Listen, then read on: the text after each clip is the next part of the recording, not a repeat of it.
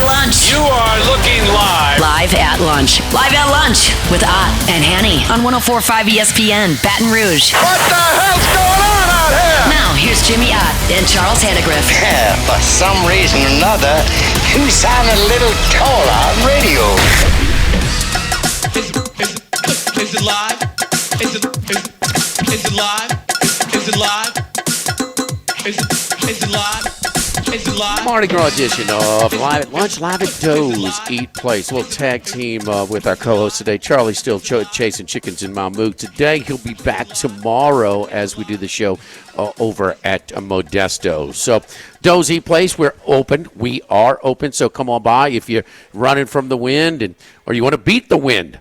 And get on in over here and get a great lunch, maybe on a day off. Maybe it's you're home looking for somewhere to enjoy lunch.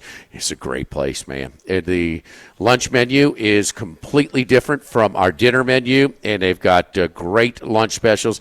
We do burgers and chicken sandwiches, grilled, blackened, Nashville hot. You know, however you want it. Different, dress it up with different cheeses, aiolis, and like sautéed onions, kind of a little bit of a chicken hamburger, chicken burger, po' boy type of fixins menu that we can custom make your burger, your chicken sandwich, or your po' boy. Po' boy's over here as well. We've got meatballs and spaghetti. We've got, as Henry comes in here, Max is over here. We got a full plate over here. So everybody running late, of course. So just like Charlie, so nothing's new. So anyway, but come on by and see us here for lunch. The chicken fried steak is big as Handy's head. I mean, it is massive.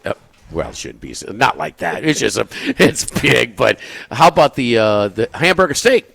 Max gets that all the time. You get the mashed potatoes. Charlie gets that as well. You could do the fresh cut French fries, hand cut fries as well. The fried seafood, Lent coming up. That's true. Very good fried seafood here. Yeah, so they got tomorrow, Ash Wednesday, Friday, and Lent. So, yeah, you can do the shrimp po' boys. You can do the catfish plate that they have available over here for lunch as well. We indulge today, Max. We sacrifice starting tomorrow. I think that's the way the tradition rolls. Last night, ESPN doubleheader featured two teams that are projected number one seeds in the NCAA tournament as of now.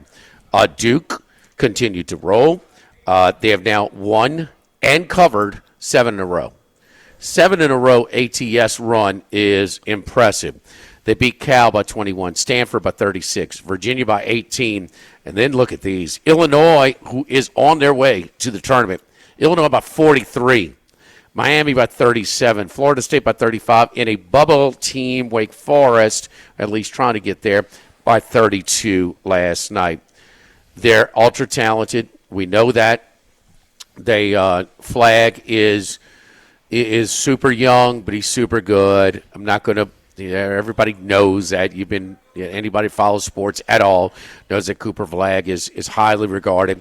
But I think it's also his style and his versatility that makes his team better. To me, the really special players make their teammates better.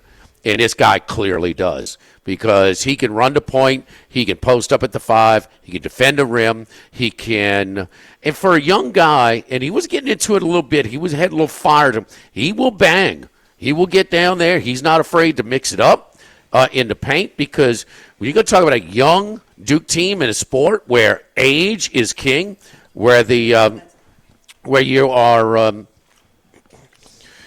again, where that age, you can beat people up. You can lean on them. It looked like Wake Forest was trying to lean on them a little bit, and they were fighting back. Jason Williams called this the most talented Duke team they've ever had. That's a strong statement. They've had some talented ones, but they're young, and youth usually doesn't win in a tournament. But I still saw a team, and then the schedule. They're only 6-3 against Quad 1 opposition. By comparison, Auburn is 16-2. So where Cooper Flag increased his lead, he's now minus $1.80 to win Player of the Year. Broome is down to plus 140 after last night's result. And yes, one more year. question the entrance tests of the Duke students who were cheering that last night. That's wishful thinking. But it's just, I see a team that I don't know, but they got a chance. You cannot deny their talent, the way, and a little bit of their maturity where they're just destroying people. They could coast through these games and kind of still win by 10, playing the last 10 minutes or so. They're not. They are destroying people. They're trying to beat them as bad. And that killer instinct, that step on the throat, shows me a level of maturity. It seems like they have a good chemistry on the court. They share the ball. When your best player shares the ball, the rest of the players will share the ball. That doesn't look like they're fighting for their shots, doesn't look like they're rushing their shots as well. Their IQ and their shot selection is pretty damn good. I don't know because the ACC is really weak, but, man, they're killing it. I mean, this is at least as good as some of those teams at UNLV that were just beat through the Big West Conference when they were going through it. Certainly better than Gonzaga in what they've played in the West Coast Conference. So the way they're beating them, and damn, Illinois is a tournament team, and they beat them on a neutral by 43. On the other side, the back end of it, Houston, who their defense is still really good, but not quite as good, maybe because they don't depend on it as so much. Their metrics offensively are better. They're top 10 offensive efficiency. And so, wow, they're better on offense now to match their defense. Oh, look out. Kelvin Sampson's finally got enough offense to match it.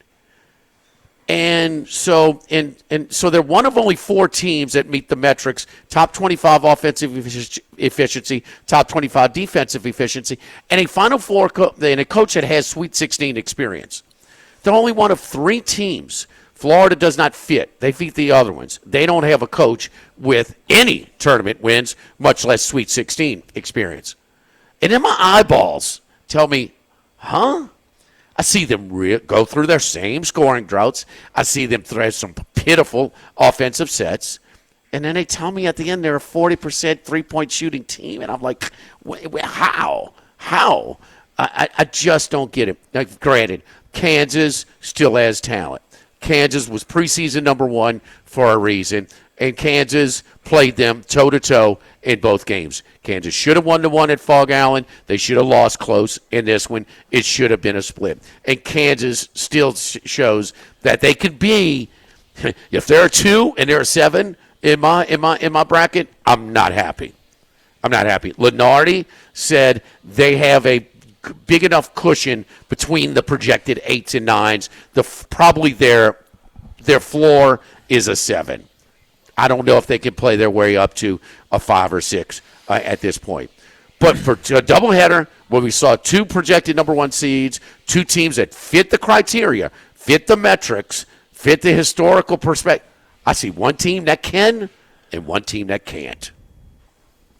Guys?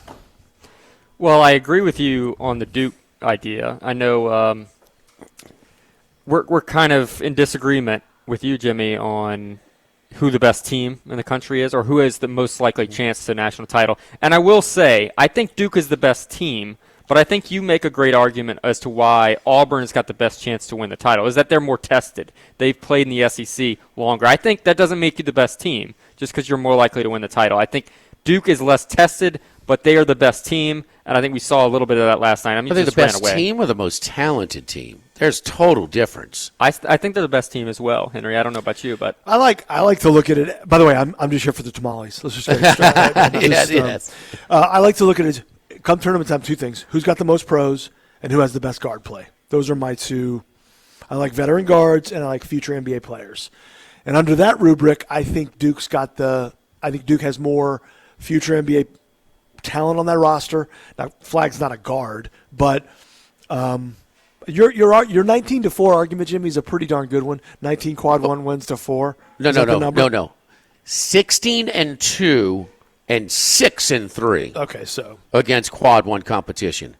That ain't close. The other thing that's not close is the average age.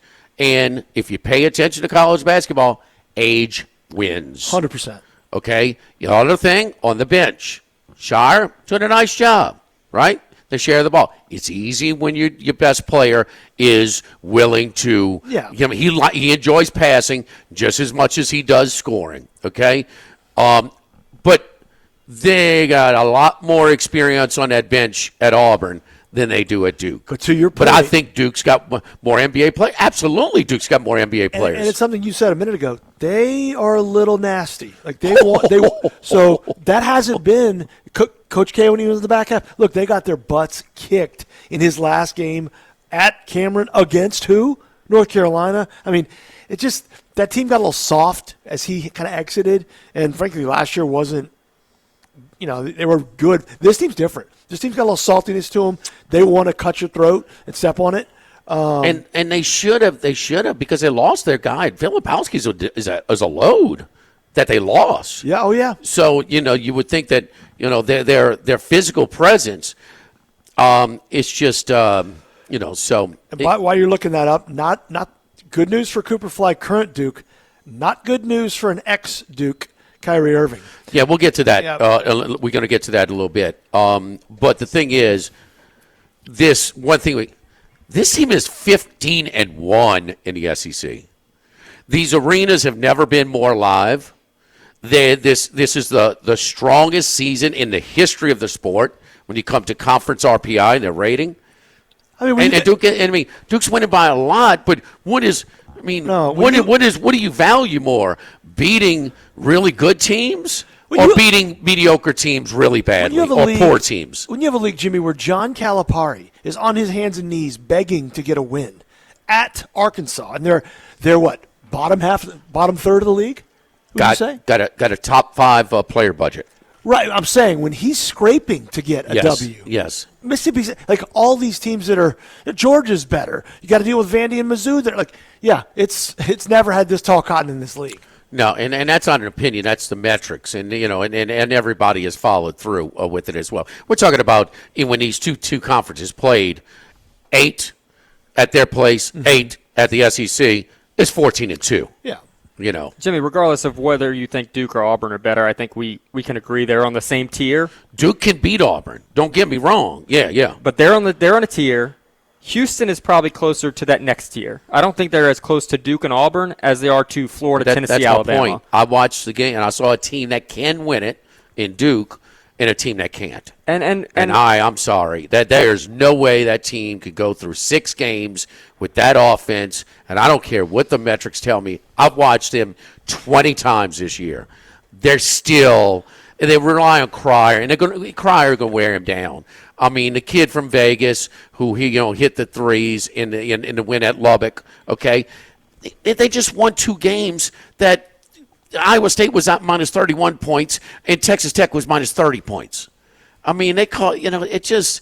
I love what Sampson has done. I love what he's done. They're in the mix every year, and they're going to make a run to the Final Four again. They're going to be a number 1 seed, and they're hell to deal with. But I am sorry. I talked to my brother who lives in Houston. He said they believe this is the best team they've actually had at Houston, which is a little different to the eyeballs. They certainly think the offensive metrics do prove that they're better this year than they have in the past. But I will say I actually think Florida has a better chance than Houston does, just because I think they're more balanced. Jimmy, I know you'd be a little critical of their defense. At times they play in some high-scoring games, but I think their defense overall is more trustworthy than Houston's offense. Who said? I'm telling you, I don't.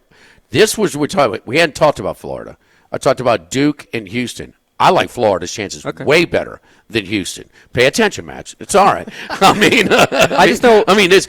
I'm down on Houston to make a Florida. Florida's already proven. Who's the best team? Who's the best team in my book? The country. Who's got the best resume? That's not up for debate. It's Auburn. And who went in there to their place in that place, and they're hungry because they suck at football right now. That's the thing their fans can cheer at, and they smoked them, and they can, and they can play them like. I like Florida's roster better. They have way more capable scorers. They're just way more fluent on offense. Speaking of Houston, what a great hire. Kelvin Sampson. Oh, it's just, I mean, that's a grand slam because look, post fight slamma jamma, it was kind of quiet out of Houston. oh, no, it was dead. I mean, it was dead. And then you get a little help from Fertitta, okay? And so they come out. Look at their recruiting class for next year, and they went toe to toe in the last minute with LSU on the kid from Newman that transferred out. Where is he now? Is he back in Texas? Yes, but Is by the the way, payroll ran out? have you have you been to Houston? Either of you, university? I have. It's Not a bunch to look at. No.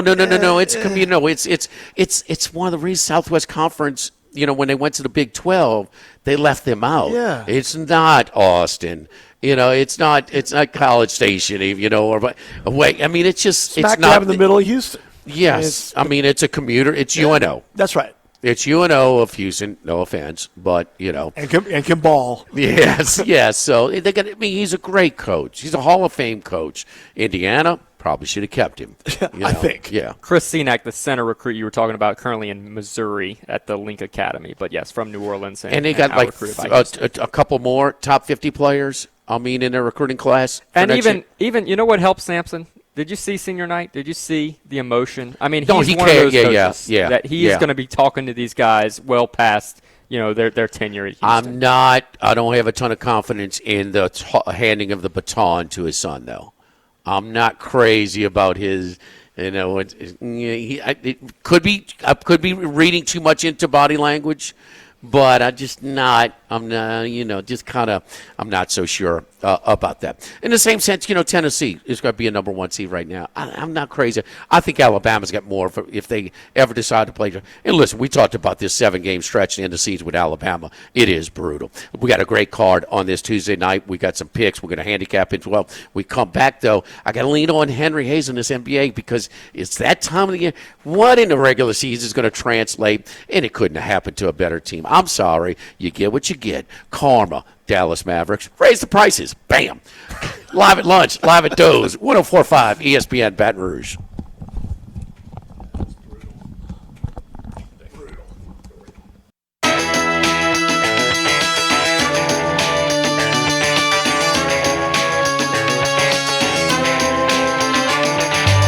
Live at lunch with Ott and Hanny from Doe's Eat Place on Government Street on 104.5 ESPN Baton Rouge.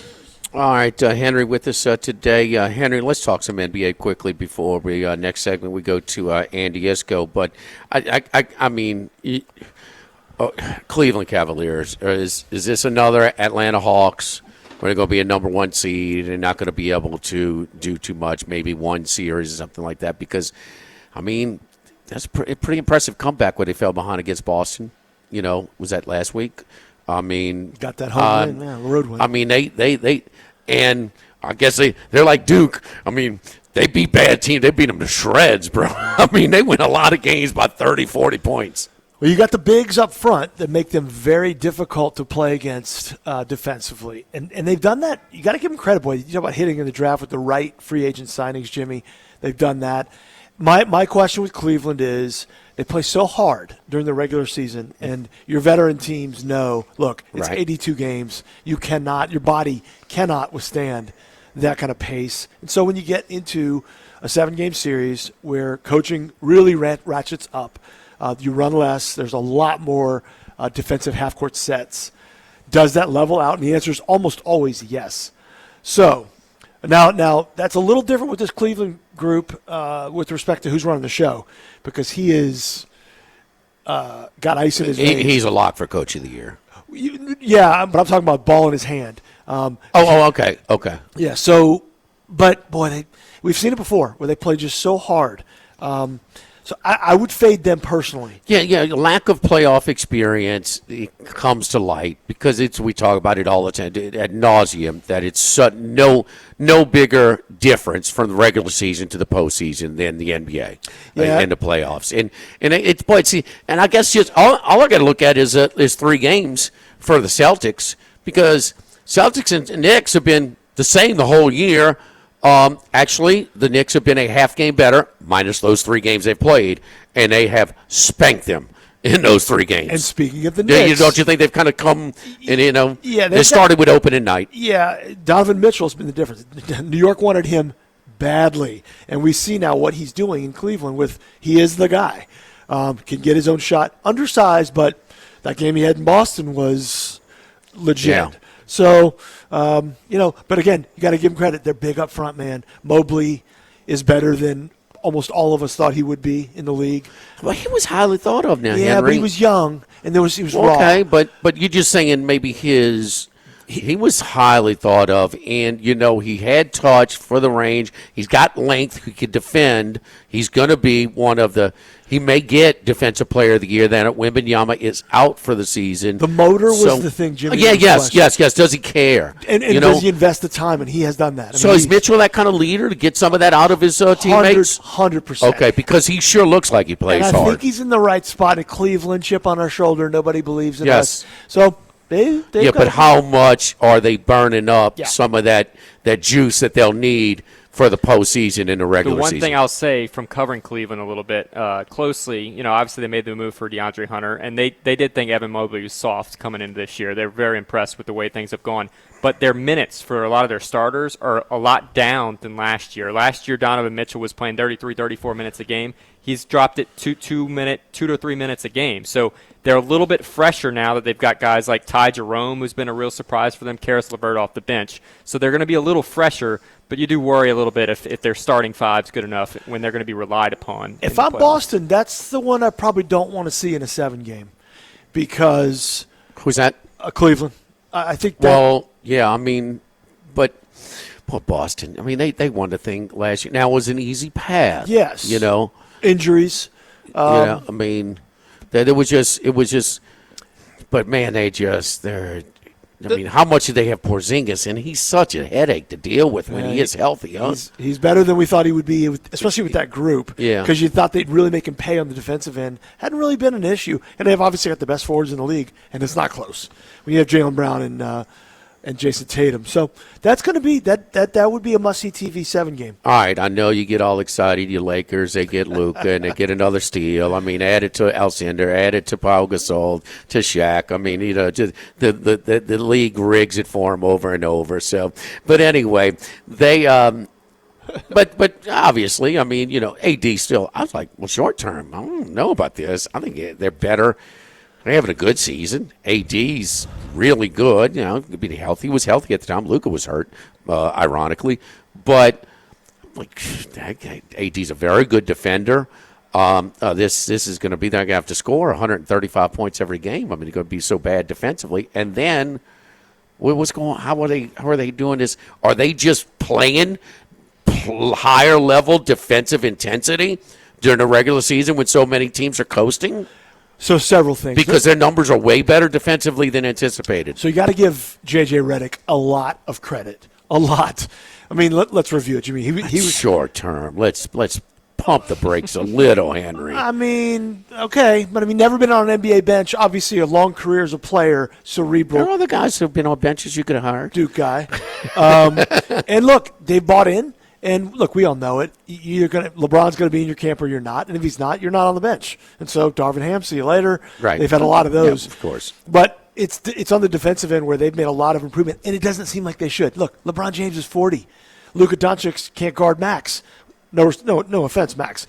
Austin Reeves is a great offensive contributor and playmaker, but again, He's setting not the world on defensively, fire. no. Right. Now, they do have guys like Gabe Vincent, and they've got some Vando can play defense, but this is still a head-scratcher in how they're doing this collectively. I think it's a little bit of their offense kind of feeds their defense, and they're still in transition with Luka. They're still trying to figure him out. He's game 8 with them. Now, the real Luka came out 2 nights ago when they were on the road, and he had 32 points and was the best on the court by far, and that was with LeBron James and Nikola Jokic on the court.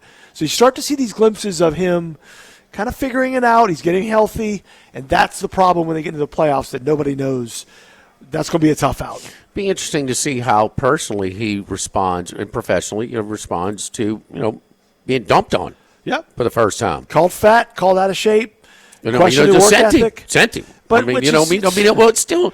That's like you and I complaining we have to pay taxes, Jimmy, when they win the $100 million lottery. No, okay. but still, as a player, come on. he was dumped on for the first time, and this is never, ever, ever.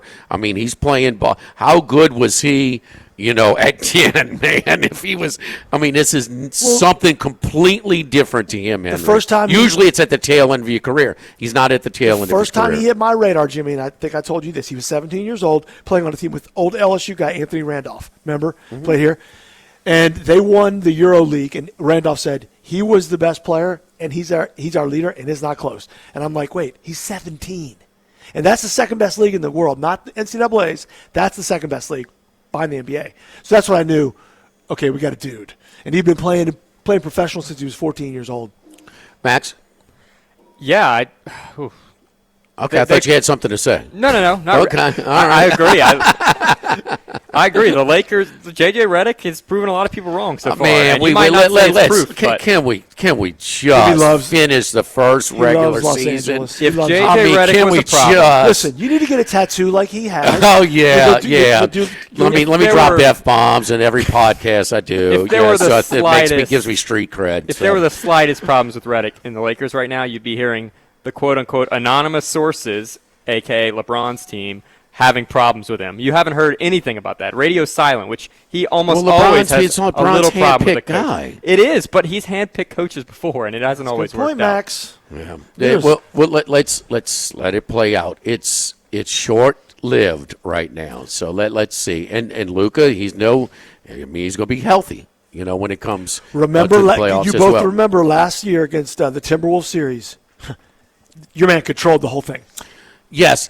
Now, the OKC series, his supporting cast was on fire. Yes. They were on fire. Yeah. And that's not sustainable. OKC's like, damn. The lobs. These guys are hitting who are these guys that are hitting like 3 or 4 threes in a row? So it was tough. Lots to talk about as we get closer to the NBA playoffs. Don't forget our friends at Legacy Title, Chad Reynolds and Legacy Title for all of your real estate closings. 296-0060, full-service title company, servicing all of South Louisiana. Fast, friendly, professional service is what you get when you call 296-0060. Our great team at Legacy Title, Ashley Donald, Mariana Haynes, Adrian Galata, Michael Platt, buying, building, refinancing. Nobody chooses but you. Choose Chad Reynolds and Legacy Title. Live at Doe's, live at lunch, 104.5 ESPN Baton Rouge.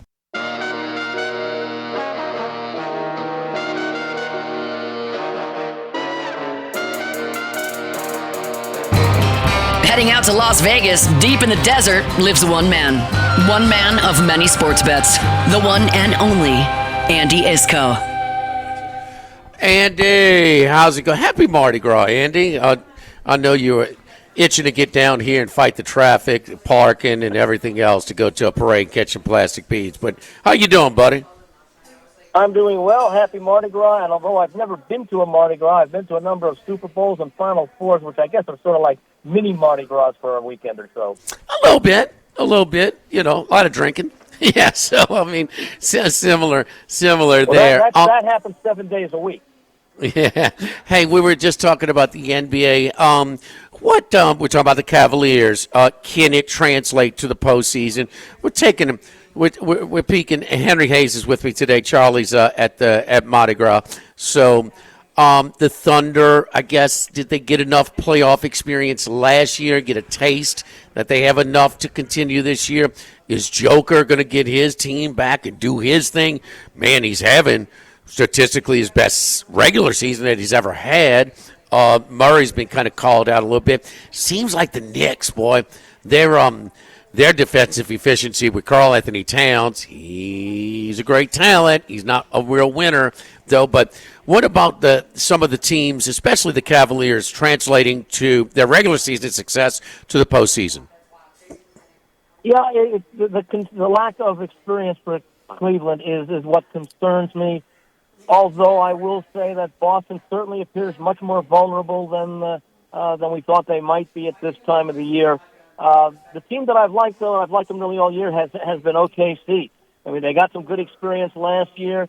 The West seems to be overall not as strong as it was last year when, well, for example, the team that we've talked about before, Minnesota, was a huge factor last year in the playoffs, and they seem to have never really found their stride this year. So Denver has had, I'll just put it this way. OKC's seemed, certainly in the West, and you could argue with Cleveland as well, the most consistent team all year. And I like that consistency as long as they remain healthy.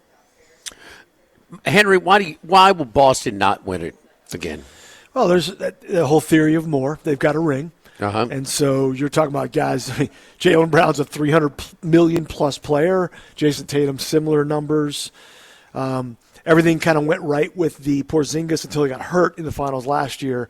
I think that a team like Cleveland, that's a tough.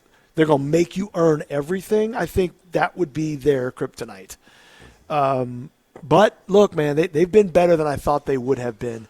Because I don't love Tatum as a leader, although he's got a ring. So, but I think that would be their kryptonite, Jimmy. Boston, Andy, is basically a pick 'em. It's Boston versus the field. In the Eastern Conference, it is Oklahoma City versus the field in the Western Conference. Any teams at a price that could win either of those conferences and upset those teams? A couple of weeks ago, I did like the Knicks. I'm not quite as sold on them right now, although, again, they're well coached. And interesting enough, a coach that made his mark, certainly on defense in previous locations as an assistant as well. But I guess Denver still has to be considered a threat because of the talent that they have. I'm not that keen on the Lakers, although I certainly think that Doncic will continue to assimilate in, but I just don't know if the overall roster, and you have to worry about LeBron's age and everything. So I haven't really found anybody in the NBA that I've liked a lot. I did play the Knicks a little while ago while they were playing well to win to win their division, not to win the conference, and that's looking a little bit shaky, although Boston seems to be able to play well, and they had a nice effort the other day against Denver in what was a really bad spot for the Nuggets, and Boston, again, they had a nice lead. They gave part of it back, but they ended up winning and covering in the end. So I just don't see any really dominant team. Again, as much as I like OKC and as much as I like Cleveland, are there teams that may be a little bit more experienced who have been taking their time? It's kind of like what we saw Golden State do all those years, where they didn't put a great deal of emphasis on the regular season, but come playoff time, we saw the team that we expected to see all regular season. I'm not so sure I can say that about Boston. Well, Henry, both Cleveland and Oklahoma City won one round, and that's it. Lost in the second round, right? That's right. So, yeah. I mean, why would we give Oklahoma City a little bit more of experience? It's a year. And both of them ran into hot teams. Indiana was super hot. And then, of course, it was the role players with Luka that were super hot. Had they continued that, they may have been able to be a little bit more competitive against the Celtics. But still, it's kind of funny how we kind of deferred to Oklahoma City a little bit more. I mean, maybe because they did so much damage and they get a big piece like Holmgren. And SGA is. He's the MVP. Yeah. That's a different deal. He's not a nice player. He is the league MVP, and he's averaging almost 33 points a game. That puts him on a different level. And then you have even Caruso is on. They're deeper than they've been. Now, Holmgren was hurt, only played 18 games so far, but the mix they have, it's a tough place to play. So why is SGA that much stronger than Mitchell? I think number one, he gets to the line more than any player in the league. Well, he gets to and that's just a skill. That's a veteran move, and he is a tough cover, and he makes all those guys around him better, and he is a problem. Let's move to the college basketball. We've been having this discussion, and also want to bring you aboard right now. Auburn, this is at our local shop, The Queen, which is a DraftKings outlet. Auburn is plus 340 to win it all. Duke is plus 350. Basically, co-favorites to win it all. You got one team you bet on between those two. Who you taking? Well, you could certainly like Auburn because of the tougher conference that they play, and I've not been overly impressed with the ACC this year. There have been some nice stories. Clemson's been a nice story. Of course, Duke just blowing teams away. I don't know that I could play either of those teams simply because of the short odds. What I would end up doing, as I normally, and I've talked about it before, is if you like those teams, wait till the tournament and just keep playing the money line and roll it over. Because at the end, they're going to start facing some teams where they're relatively priced. You would have built up a little bit of a bankroll. Not great because they're going to be heavy favorites for at least the first two rounds. But you'll probably end up getting, I'm going to say, probably somewhere between 4.5 to 1 if you do it that way. the team that I really like, and they're offensively challenged, but their defense is so good, is a team like Houston. I think right now, I haven't played them. I want to just see how it plays out. But right now, I know you can get 6-1. That seems to be a very reasonable price for a team that's very hard to run your offense against. Plus 750 now, 7.5 to 1. Even better is what you're getting right now. I'm not. I don't think they got it. I watched those two teams last night, and I saw one team that could win it all in Duke, and I saw one team that I just don't think they can. They have improved some on offense. Their numbers look better. My eyeball tells me, and this has been a while. I mean, I just don't see the offensive improvement. They still go through these bad scoring drives. They have some poor possessions, some really poor possessions. So I just don't see it. And but it's Sampson's team. I mean, he's the common denominator. They emphasize defense and rebounding, and they're still good at that. And on the offensive end, they're not as strong. Well, you know what? In about 2 weeks, we'll get the important information, and that is what will each team's path be to get to let's say, the Final Four. Because depending upon what Houston's draw is, they may find some teams that they match up very nicely against. On the other hand, they might find teams that are just as good, or maybe not just as good, but almost as good defensively, but with a huge edge offensively. So sometimes it is worth waiting when you're talking about some of these low-priced teams, let's say single digits or 10-1 or less right now. Maybe it's best sometimes to wait and see what the revised odds are that come out Sunday night, Monday morning off Selection Sunday. Another thing, I like Auburn's chances as well. I go back to Virginia. Well, Virginia, when they won it all, what did they do the year before? They lost as a 1 seed. Yeah, 16. When Auburn losing to Yale last year. Yes. Yeah. And so that just kind of makes you, that off season, just a little bit hungrier. You don't want to end.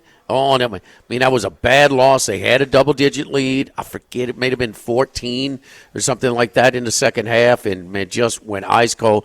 This team is way more balanced and way better offensively. By the way, that's an important lesson for a lot of these teams. Don't take any team lightly in the tournament. No, you can't. I mean, that 3-point line, man. I mean, you can have a hot day. I mean, like the guy from Oakland and Michigan. I mean, Larry Nerd. I mean, Larry Nerd. Yeah, I mean, well, he didn't make it to the tournament last year. But a guy like that. By the way, especially those teams that come from one-bid conferences, because they've had to win 4 or 5 games or their season is over. So those teams know what they have to. Now, you're usually getting a lot of points with those teams, and depending, I don't know, maybe Duke is the one team that you might find, a 25-point favorite this year. There might be some others depending upon the matchups, but a lot of these minor, especially with the transfer portal, where you're able to get some of the guys who just can't make it in the major conferences become the stars in the lesser conferences. I think we're starting to see a little bit more parity. It might take another 3 or 4 years, but we may end up having more players capable of winning the tournament, say, 3 years from now than we do right now. I think Duke and Auburn will be 30-plus point favorites in their first round. I mean, they're beating teams. Certainly. I mean, Duke now 7-0 against the spread in winning by an average of, over that against more teams with higher ratings in the 16 seed. We got a great card tonight, Andy. Anything you like in college basketball? I haven't really seen a lot. I might take a look at Purdue tonight going up against a Rutgers team. Purdue starting to play a little bit better, more consistency. Of course, they're not the same team as they were the last couple of years. VCU, boys, they are just dominating their conference. They're laying, I think, 9.5 at Duquesne. Not sure I want to play VCU, but I can't take the points with Duquesne, where it looks a little too easy to play VCU, but they're just blowing teams away. For the most part, I didn't really find anything that I liked all that much. Possibly Villanova laying 5.5 at Georgetown. Villanova looking to improve its possibility of getting one of those at-large bids from a Big East conference that really has been a surprise this year. A team like Connecticut struggling as much as they have. So those are a couple, but I have not made any plays on tonight's card. But it's very careful. I do take a look at this time, and even though I mentioned some road teams up there, I do like to place some emphasis on teams playing with need that are playing their final home game. Here you go, Henry. You talk about the team with more pros, may not be the best college team. Rutgers, 2 lottery picks. Yeah. I mean, Harper looks great individually. Bailey's a pro. I ain't no doubt. He's a first-round pick. They're 14 and 15. They've got a losing record. Go figure. A losing record. They were preseason fringe ranked top 25 because of those two guys. Rough year for the Scarlet Knights. Follow Andy Isco on Twitter, on X, at Andy, at Vegas Andy 711. Andy, great stuff as always. We'll talk to you next week. Tournament championship week next week. A lot of great. That's almost as good as the entire tournament itself, and that's the conference tournament week. All right. Thank you, buddy. We'll talk to you next week. Take care, guys. Don't forget our friends at K&M Automotive on Segan Lane, 8445 Segan Lane, Segan and Perkins, right across from Ambrosia Bakery. The only place I take my vehicle. That engine light comes on. You don't know what's going on? Take it in to K&M Automotive. Anything under the hood, belts, hoses, general services, undercar service, electronic repair, AC repair, electrical transmission services, you name it. They're open 7:30 a.m. to 4 p.m. Monday through Friday. My buddy Jason Payne going to give you an honest deal. Going to try and find you a less costly, a less expensive repair as opposed to a more expensive replace. But if something is seriously failing in the engine, he will let you know it. Don't want you to drive unsafely. So don't forget our friends at K&M Automotive, 8445 Segan Lane, Segan and Perkins, right across from Ambrosia Bakery. Live at Doe's Eat Place on Government Street in the heart of Mid-City. Live at lunch, 104.5 ESPN Baton Rouge. Live at lunch. This is Charles Hanniger for the Thibodeau Store, 900 St. Patrick Highway in Thibodeau. As we turn the calendar to March, time to start thinking about those home improvement projects here in the spring.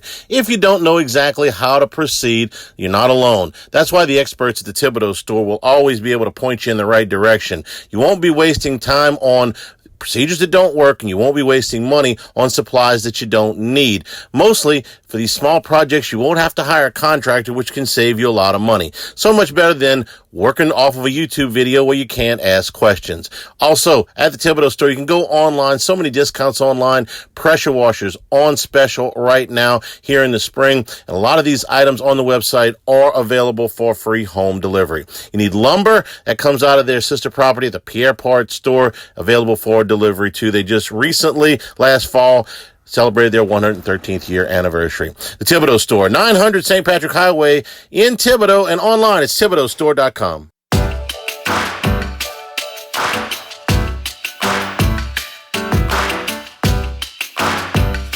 Live at lunch with Ott and Hanny from Doe's Eat Place on Government Street on 104.5 ESPN, Baton Rouge. All right, closing hour number one out. Henry, what's your thoughts on LSU hoops, man? They're going to Rupp tonight. Look, this was the trip that kind of changed the whole thing, huh? For Will Wade. Will Wade went there, beat him, and Calipari's like, wait a minute. It was before that. They beat him on Javonte Smart. So it was before that. He was committed to Kentucky. Will comes in. Scotlandville's own Javonte Smart now going to LSU. So it started a lot before that game.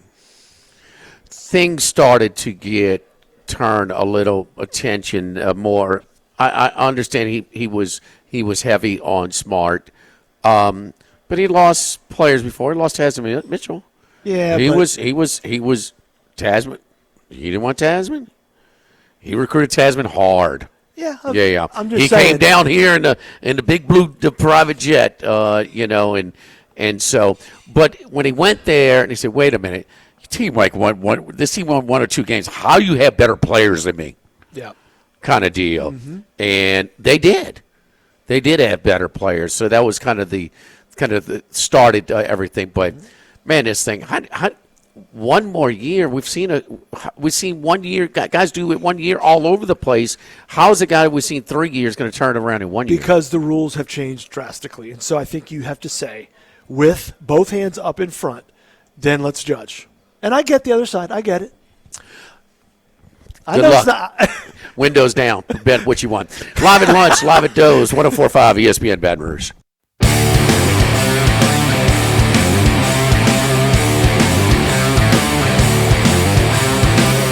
Lunch with Ott and Hanny from Doe's Eat Place on Government Street on 104.5 ESPN, Baton Rouge. Happy Mardi Gras, Charlie, with the day off. He will be back tomorrow as we do the show live at Modesto on Burbank for Ash Wednesday. So if you are trying to dodge the weather, you're looking for somewhere to come to eat for lunch, come on by and see us. Come on by. We're doing the show hour in the Crown Town Room. It's always available for big parties, or if you want to even rent out the whole thing. No problem. Or reserve the whole thing. Plenty of TVs to watch ball games as well. Championship week next week. LSU does go to Kentucky tonight in Rupp. And, one bad dose of bad news for the Kentucky Wildcats. It's been Butler and Robinson as the two guards for Kentucky that have been in and out of the lineup, and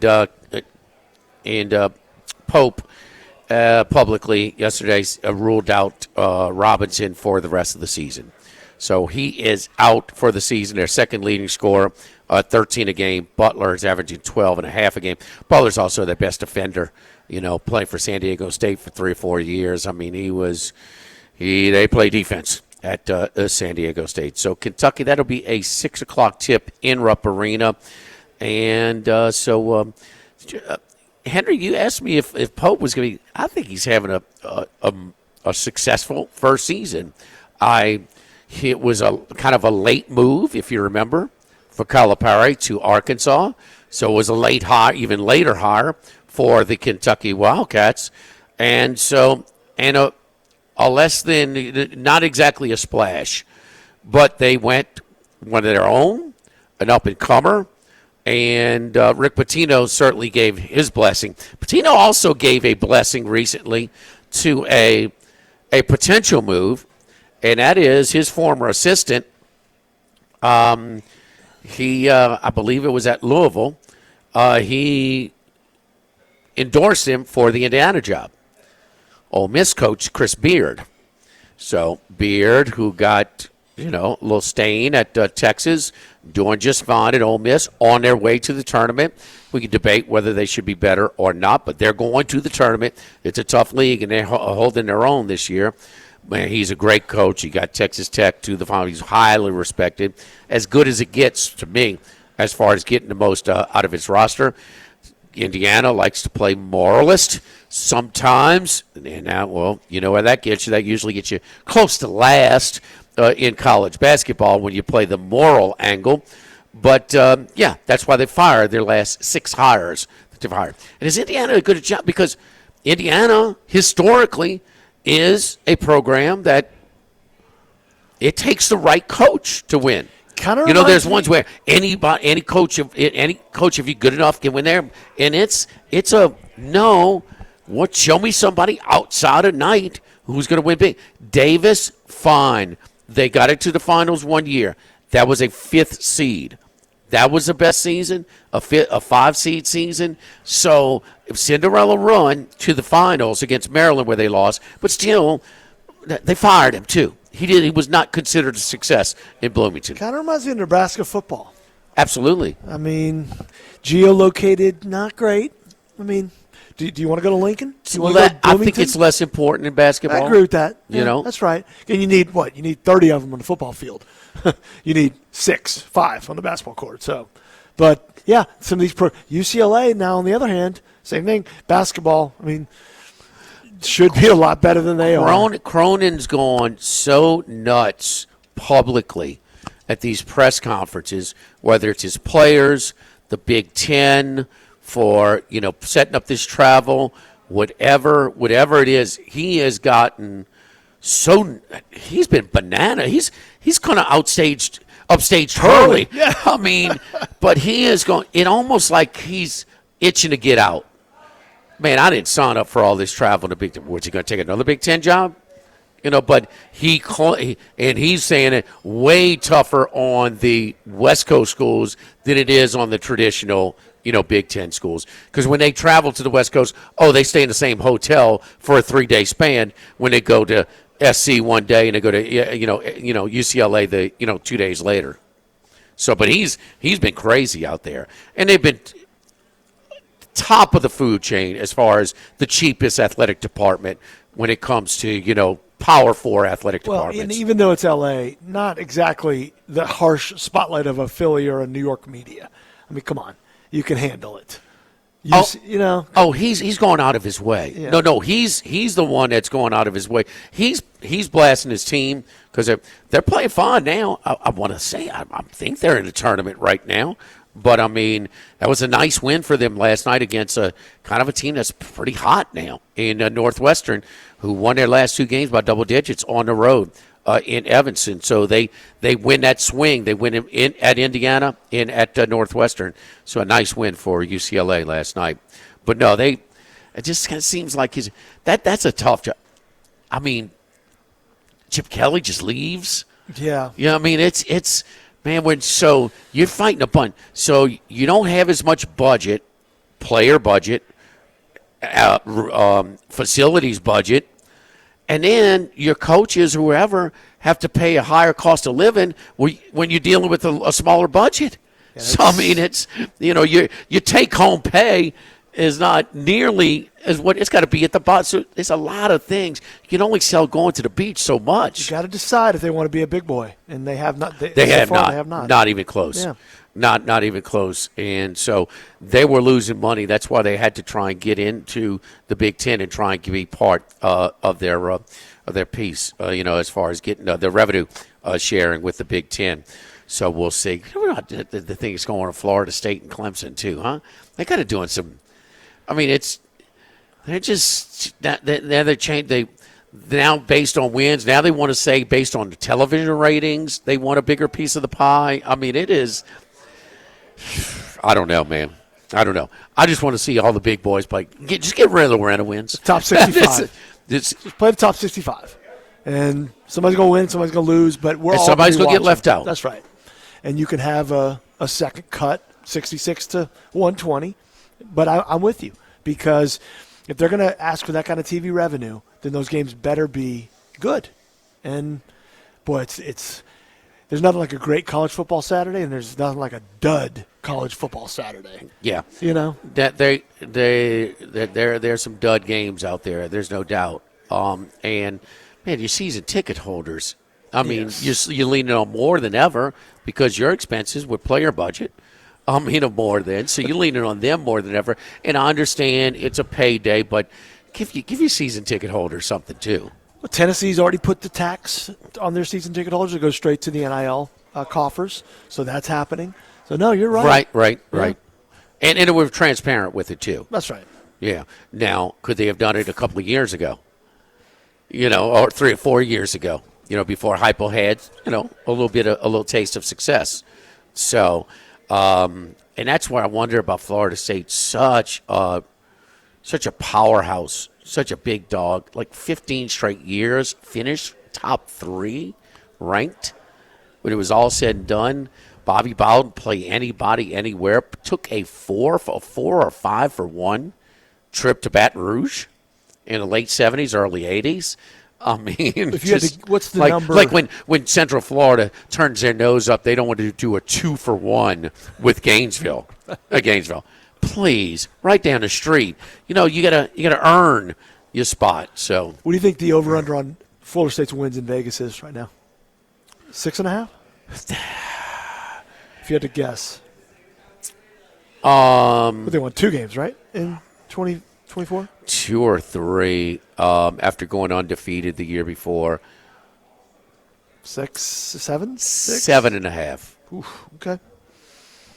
7. They still have more resources than the rest of the ACC.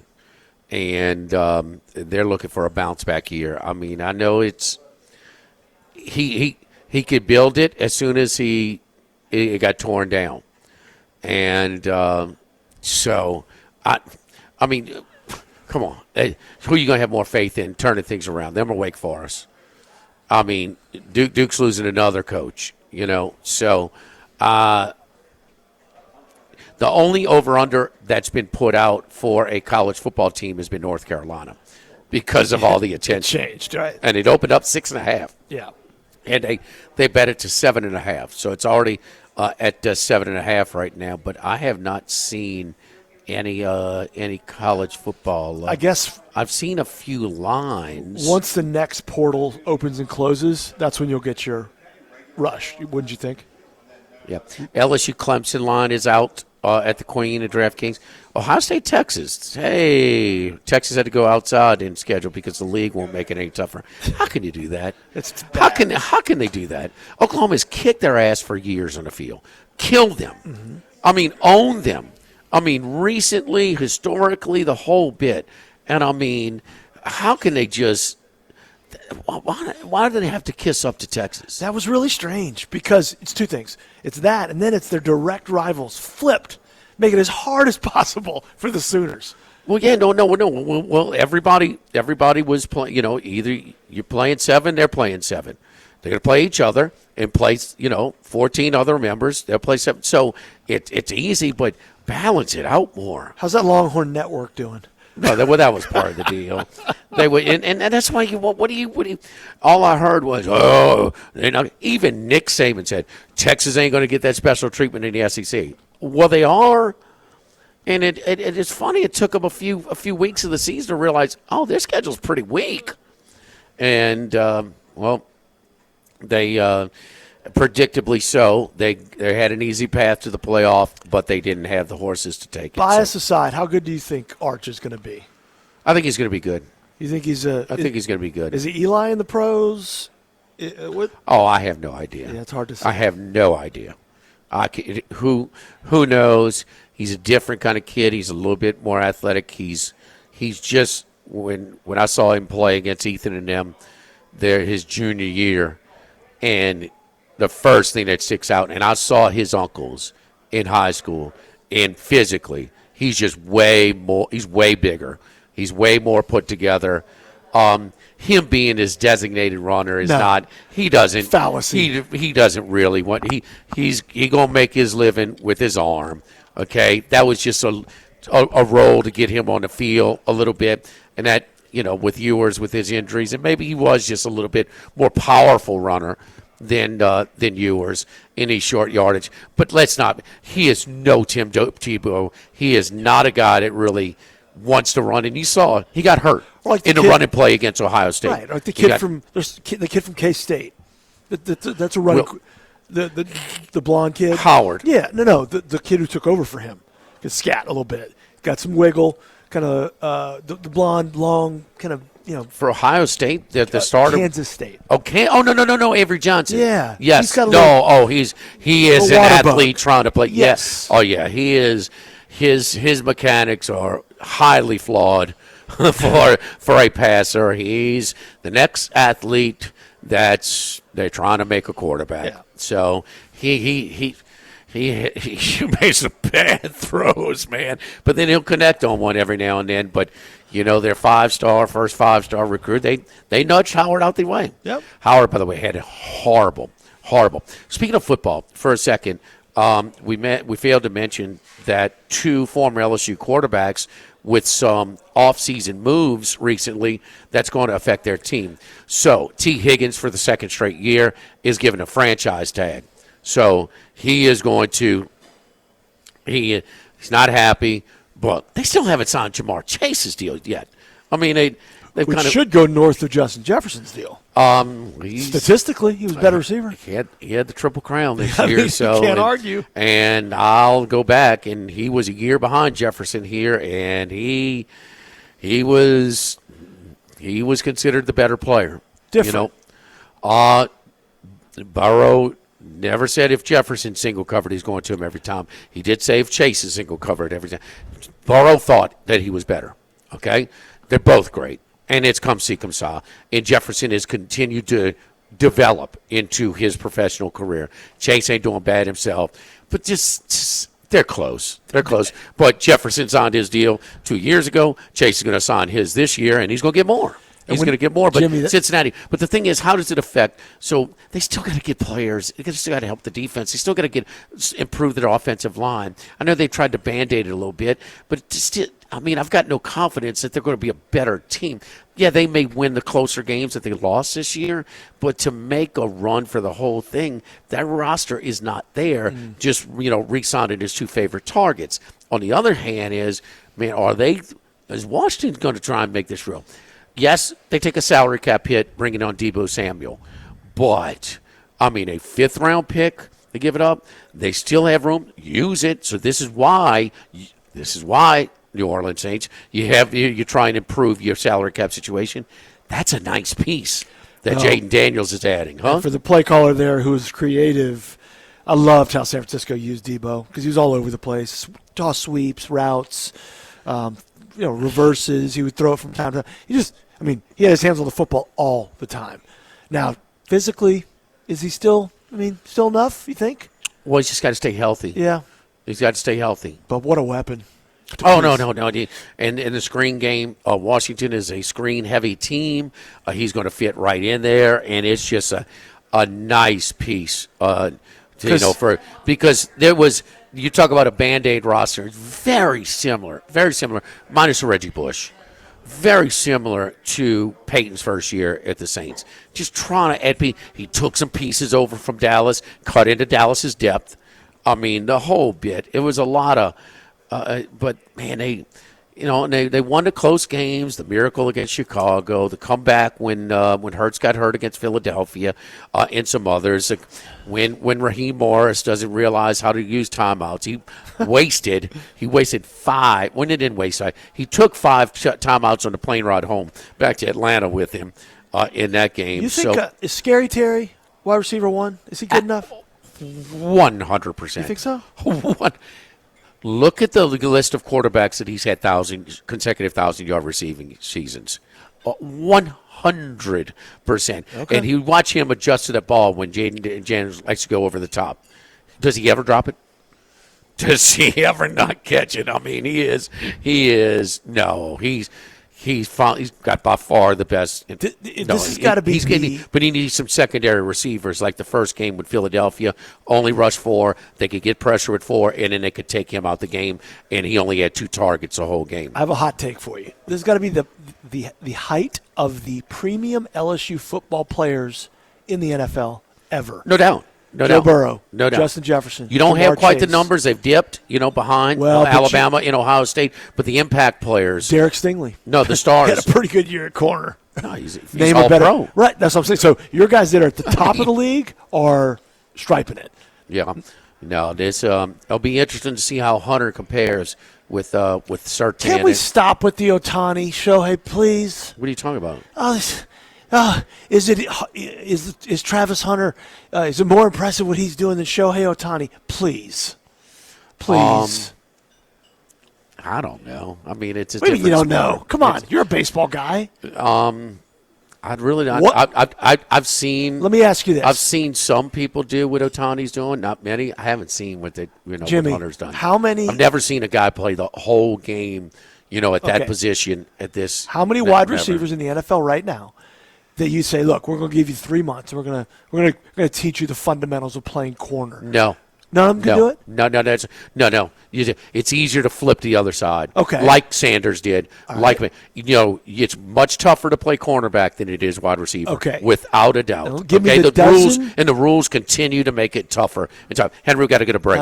Don't forget our friends at Relief Windows, top quality windows, doors, siding, and interior shutters. Exceptional customer service. Don't forget, like our siding, the vinyl siding, the Hardy plank siding, the different sidings that we have over here. The Hardy plank siding, Relief Windows, proud to be a James Hardy preferred contractor, bringing the very best in siding directly to your home. Our fiber cement products can help give your home high and curb appeal with low maintenance. Give our friends at Relief Windows a call, 230-5652, or go to reliefwindows.com. I sure wish I knew about Relief Windows with the original construction of my home. Relief Windows and reliefwindows.com. Live at lunch, live at Doe's, 104.5 ESPN Baton Rouge. Sammy's Grill on Highland Road since 1988, a hometown favorite for tailgating and watching LSU games in a casual atmosphere with the friendliest service. Right now, we're boiling crawfish 7 days a week. Monday through Friday, first batch comes out at 5 p.m., weekends at noon. Sammy serves a wide mix of authentic Louisiana food prepared to order with the best ingredients available. Fresh Louisiana seafood, Cajun favorites, burgers, and po' boys, all built from scratch. Our kids' menu and popular appetizers are sure to please the pickiest of eaters. Sammy's Grill on Highland Road, near Starring since 1988.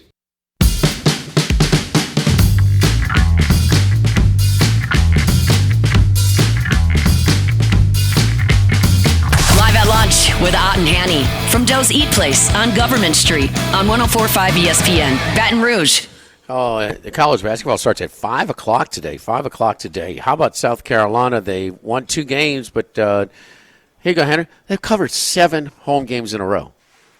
The worst team in the league. Yes, have covered 7 in a row. They won their last 2 by double digits. Texas, their coach is in a lot of trouble. Did you see that game Saturday? And you talk about a pro. That kid can go. I mean, they lost that game at Arkansas where he scored 39, the lottery pick. I forget his name. But Georgia at South Carolina. Tough spot here for Georgia, too, where they are coming off their best 2 wins. Best win of the season against Florida, okay, when they shot the lights out. The 15-minute mark in the second half, they were 67% from the floor. And then they go on the road, their best road win. In Austin against Texas. We like South Carolina plus the 1.5 in that one. Kind of like Purdue to run away with Rutgers again. That Rutgers, those kids have had a rough go of it. Purdue trying to get back right, too, after a little mini slump right now. LSU and Kentucky. Kentucky is laying 12.5. LSU was better. Better on the defensive glass on Saturday. They didn't give up nearly as many offensive rebounds, and better with the turnovers on Saturday, but still lost going away against Mississippi State. Speaking of state, they have Texas. They quit on this guy. That was a weak effort at home against Georgia. That with the success Texas the last 2 years going to the playoff, the 4-team and a 12-team, nobody even cares about basketball right now. Brand new arena though. Brand new arena. The folks at LSU are Moody the Center. same people are doing it, right? That's correct. So what does that mean? Means that it would be an arena where the current golf course is 80 LSU dates a year and sparkling, like really It'd nice. Done nicely. Oh, yes. yeah. And, but the shared, we do concerts and things like that. Oh, yeah. Or is it operated by an outside? Correct. Okay. It's outside operated. Auburn goes to Texas A&M. Stinky line here. 5.5 against all of a sudden A&M is struggling. This is the toughest stretch of the season. They got all the way up to number 5 in the country with number 2 seed. They're not anymore. They're down to number 22 in the country. Auburn, they just smashed Kentucky. They play Alabama Saturday for their last game. They've already clinched the outright victory. You saw the video of them on a plane ride when the Tennessee knocked out Alabama. We ain't sharing. We ain't sharing. So this feels like SEC football. No breaks. So a little spot, or does Auburn, with been so mature and just kills everybody, will they finally exhale after they've secured their outright regular season championship? That's not in Bruce Pearl's nature. I don't think so. I know whose nature it's not in. That Johnny Broom. Johnny Broom. He does Bruce Pearl's dirty work. Man, somebody on that team makes a dumb play or lazy play, he is on their butt. I mean, he is. Here's the one. 2 of the biggest split teams, home and away, BYU and Iowa State. BYU playing their best ball of the season. Went to Arizona, went to Tucson, and beat them, even as controversial as it was. And Iowa State's getting back on track. They've got their players back. Remember, their top 2 scorers have been out for a while. But BYU now has won 6 in a row. They blasted West Virginia and Arizona State recently by double digits. Won at Tucson, beat remember they beat Kansas by 34. So they're hot right now. But, man, they're going into a tough spot in Ames, Iowa to play. We'll see about that. Talk about fired a coach, too. Also, doesn't have to worry about recruiting 24/7, 365. Can just coach. And it's not just the modest win streak right now that the Indiana Hoosiers are on, winning 4 or 5. But even the games before that, lost to Michigan by 3, lost to Purdue by 5. Great game at Purdue. Lost to Maryland by 1. So now he doesn't care. You tell somebody he ain't worried about if they leave or not. This is a better team, a better coach team, way better team now that is out the way. It's interesting how that works. Yeah, for sure. And this is a really great time to be a college basketball fan as we kind of round third base heading into the tournaments. And then, of course, March Madness. Oregon has won 5 in a row. They're laying 6.5 to Indiana tonight, right after they lost 5 in a row. That court still gives me a headache. Oh, it's just too much. Come on, man. Come on. It's too much. It's too much. I understand. You kind of now, kind of belong. Yeah. Don't gimmick. We don't have to do the gimmicks. It's not the Maction. Paul Stone was talking about that Cotton Bowl. I think it was '99 when Ricky Williams ran all over Mississippi State. He said his fiance at the time had enough of the Cowbells. I said, "Welcome to the league. They ain't going nowhere. The Cowbells are here to stay." And so we'll see about that. Otterlocks later today. You can check them out at LouisianaSports.net as well. We'll have those up later today. Want to remind everybody about our friends over at Workbox Services. Workbox Services, my buddy Martin Padial over at Workbox Services, doing a great job. Can handle all of your movable storage needs, commercial and residential. Our shipping containers come in various sizes, 8x8, 8x10, 8x20, even 8x40 feet, not just in one size. These units can be customized for any use. Lunchrooms, offices, work sites for plumbers or welders, climate control, shelving, lighting, using different materials, whatever you need, whatever you desire. Give my buddy Martin Padial and Workbox a call, 343-4886 and WorkboxLLC.com. Patrick Everson from VegasInsider.com when we return. Game time. Where's Mincy? Live at lunch, live at Doe's Eat Place on Government Street in the heart of Mid-City on 104.5 ESPN Baton Rouge.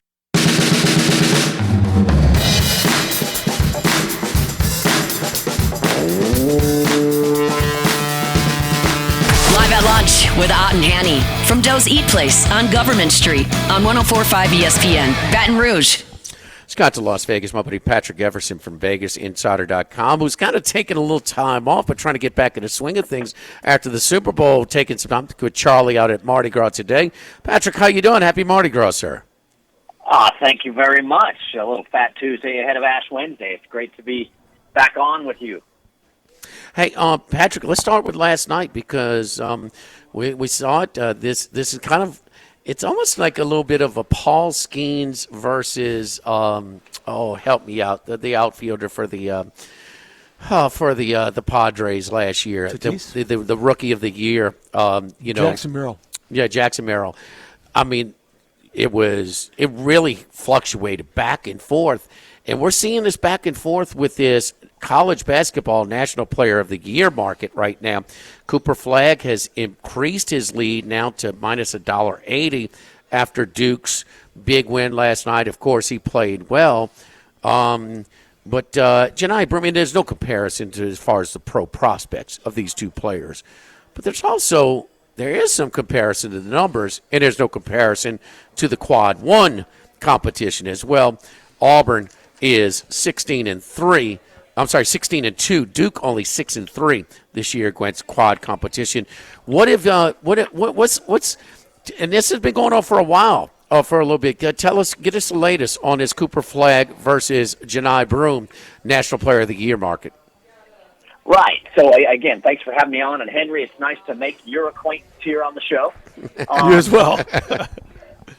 So I was checking in on this with BetMGM a little bit earlier today, and one thing I thought was interesting, and you perhaps have already addressed this, but Cooper Flagg, and I know this was the case at BetMGM, I would guess there are similar policies with some of the more national books elsewhere, but he wasn't even on the board at the beginning of the season because he was only 17 years old. So they didn't put him on the board until December when he turned 18. Is that right? I think that's one kind of interesting element. But now, he's the favorite to win it, and you mentioned Janai Broome obviously right there as well. It's really a two-man race there between those two. And I'm going to the odds table here to look at just kind of how the movement has been. And Janai Broome was one of the maybe been the favorite preseason. He was right there. He was the favorite. I'm looking at last week instead of preseason. Preseason he was 35-1. So if you got in early on Janai, good on you. But I'm telling you, once you could bet Flagg, they have been betting Flag like this decision's already been made. At BetMGM, at least, he's got, in terms of ticket count, he's taken, it's about 1.5 to 1, a little over 1.5 to 1, more tickets on Flag than on Broom. But in terms of money, it is just a landslide. At BetMGM, 75% of all dollars on the Wooden Award are on Flag. Only 10% of money is on Janai Broom. So, and then it just drops off precipitously more so from there. Braden Smith, Mark Sears, and some others. But a lot of these guys are off the board now too. So I mean, it's really a two-person race, and it looks like it. I mean, if the bettors are right, the bettors are all over Flag, and obviously both players are fantastic, have a great season. But and it's reasonably close in the odds between those two right now, so it could be a coin flip.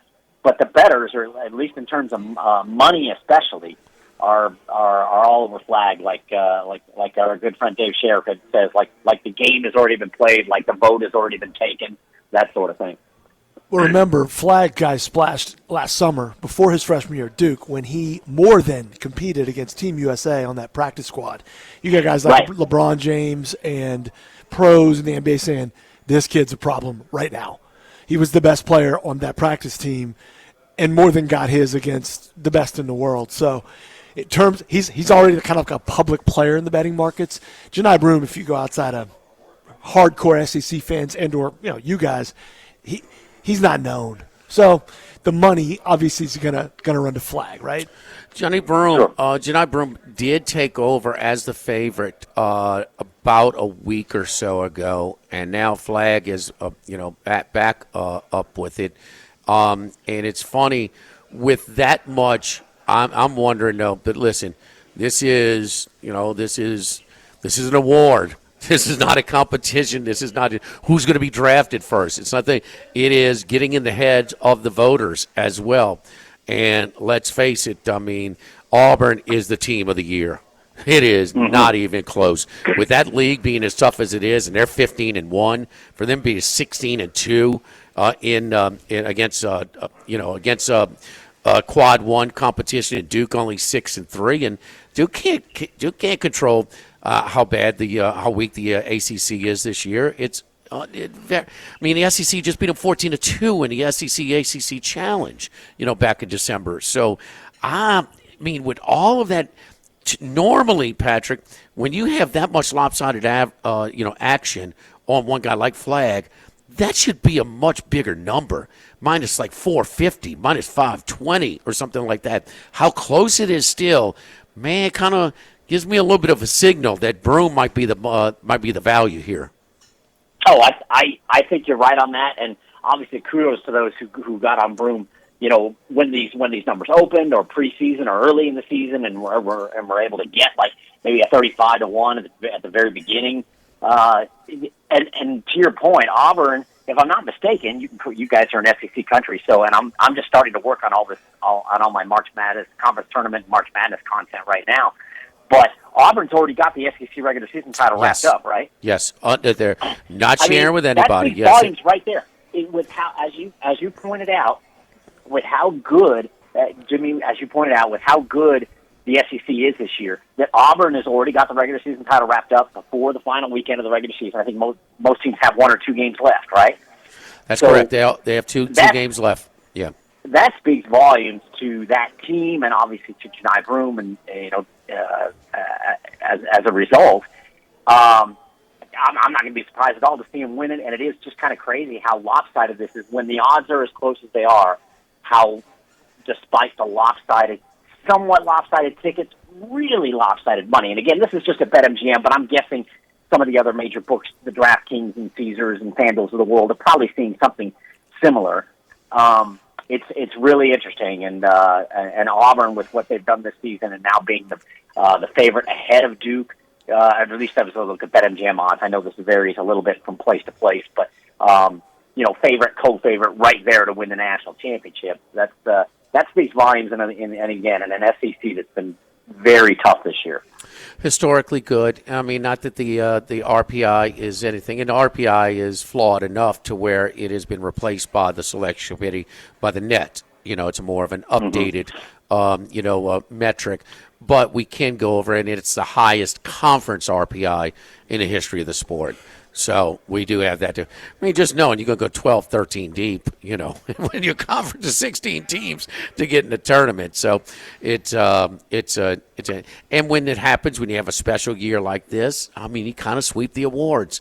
They don't put up the awards for Coach of the Year like they do in the pros, but I was it's going to be hard for Bruce Pearl not to get it, and there've been some really good coaching to turn around at Louisville, to turn around in Missouri, just some of them. But there's been a lot of interesting, a lot of great coaching jobs, but none better maybe than Pearl's this year. Speaking of, you talked to some of the sportsbook managers. Where's their biggest liability as far as winning the whole thing on the floor? In San Antonio, winning the national championship in college basketball. I guess it starts with Duke and Auburn, huh?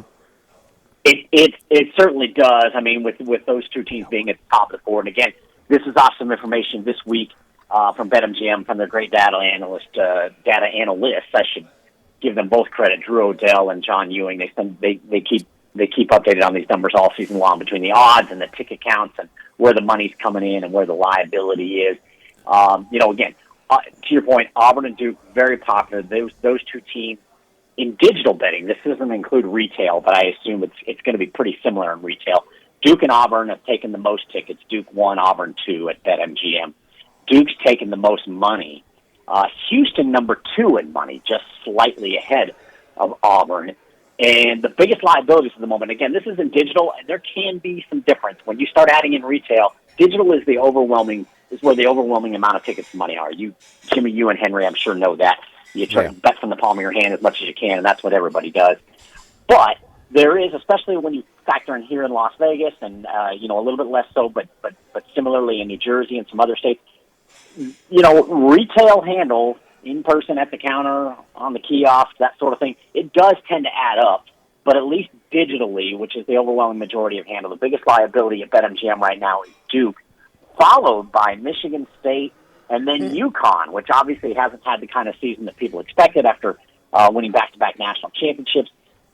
But they did take a lot of money early on. I think the liability is mostly from early on, or maybe people swooping in now, liking that they can get a significantly better number than they could have got almost a year ago when UConn won the title for a second straight time. And but again, I'm not sure that team. National title worthy. You might be getting a better number, but you might also be chasing your tail here unless you think this team's really going to shore up for March Madness. So I've got an MLB futures question, and I have to ask this because Jimmy only lets me do the show twice a year, so I have to make full advantage of my time, and you're an expert. Sure. So, and truth be told, I'm a massive Dodger homer. I've got my Kirk Gibson pajamas hanging in my closet. The Dodgers as the World Series, their number. Have you seen this high? It seems like this is a runaway. The money's not good, obviously, on the Dodgers winning the World Series. In your time doing this, has this been the biggest favorite you've seen in the preseason?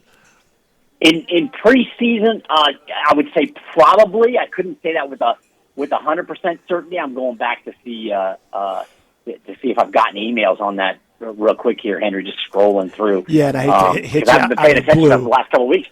But yeah, it's. Look, they keep adding arms. They've got great players, a really good team. It's kind of hard to compete with that. But at the same time, when you see that, there's a chance that there's not a chance. There's potential for value down the board, and you may not even have to go very far down the board when you've got a team. I mean, literally. Plus 240 to win is such a short number. That's the number I'm seeing. I'm not sure what you guys are looking at, if you're looking at Caesars or DraftKings or what have you. I'm looking at BetMGM right now. Plus 240, and then you go down all the way to plus 800 for the second choice. I can't recall a time where I've seen a gap like that preseason. I mean, I think last year, Jimmy, maybe you could help me recall, but I think the Dodgers were somewhere in the 350 to 400 range. They were favorites last year, too. And then, pre-injury, the Braves. There was the Braves at 5-1 or something like that. It was close. You did not go from plus 240 to plus, from basically 2.5 to 1 to 8 to 1 from team 1 to team 2. It'll be interesting to see how it unfolds, and it's always good to keep in mind in baseball. And that's why I think you may have some value in some of these other teams if you do some shopping. I mean, if one arm gets hurt for the Dodgers, or a key everyday player, nobody's rooting for that by any means. Well, five arms got hurt last year, happens. and they still won it. So, Patrick, I mean, yeah, that's a fair point, because they got so much talent. They got so much talent behind them, which certainly helps. But you may have some value here. But to address your, the initial question, Henry, that's a plus 240 to plus 800. I've not seen a gap like that. No, not Patrick. In the time About that 30 I've covered seconds. this full About time. 30 seconds before we got to go to break. But the Lakers still getting now with having a little success with Luka. Since he's come over. So it's just been a series of things that have happened to kind of increase an already public team, to win it. Yes, and Hal Eglin, he is a trader with BetMGM. He just got back to me in the last hour, Jimmy. So the Lakers are our worst result for the championship and the Western Conference. So the Pistons are actually their second worst result with their hot stretch. And BetMGM having a really strong Michigan customer base in the same way a lot of these books have a strong customer base down in Louisiana with you guys. And he said the Warriors are not too far behind in third, though, but the Lakers are the worst results at the moment, and they are climbing the odds board. So look out. I guess we'll see. Follow Patrick on Twitter again at Patrick at Patrick E_Vegas. The best in the business, hardest working man in sports betting. There is no doubt about it. Hope to see you soon, Patrick. Good luck, man, covering March Madness. I'm sure we'll check in to get some of your reports during the tournament. Absolutely. Thank you both for having me. Have a great rest of the week. All right. Don't forget our friends at Total Maintenance. Total Maintenance, one of South Louisiana's oldest and largest air conditioner and heating companies since 1980. That's right.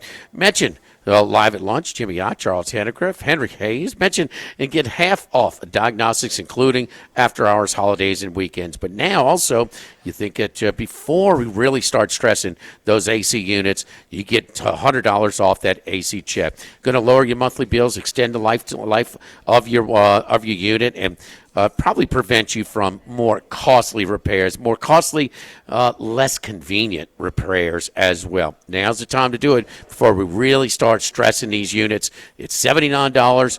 Normally just $179. So save $100 on that one-time AC check. Call Total Maintenance today, 480-1000, 480-1000. We are Total Maintenance. Wrapping it up live at lunch after this from Doe's Eat Place on 104.5 ESPN Baton Rouge.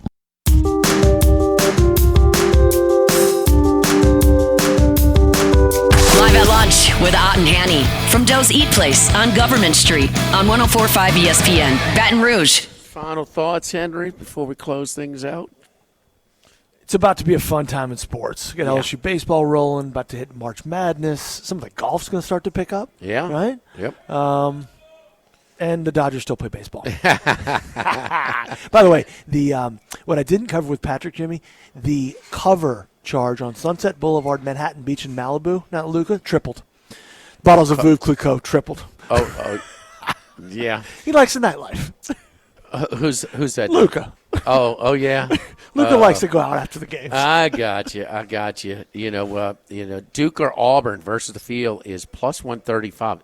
SEC is minus 143 versus the field. Max sent me that. Hey, don't forget me and Paul Stone 5-1 last Saturday. Our podcast for Tuesday and Wednesday night's games dropping any second now. Tomorrow at Modesto for Jordan back in the studio here from Doe's Eat Place. Live at lunch, live from Doe's 104.5 ESPN Baton Rouge.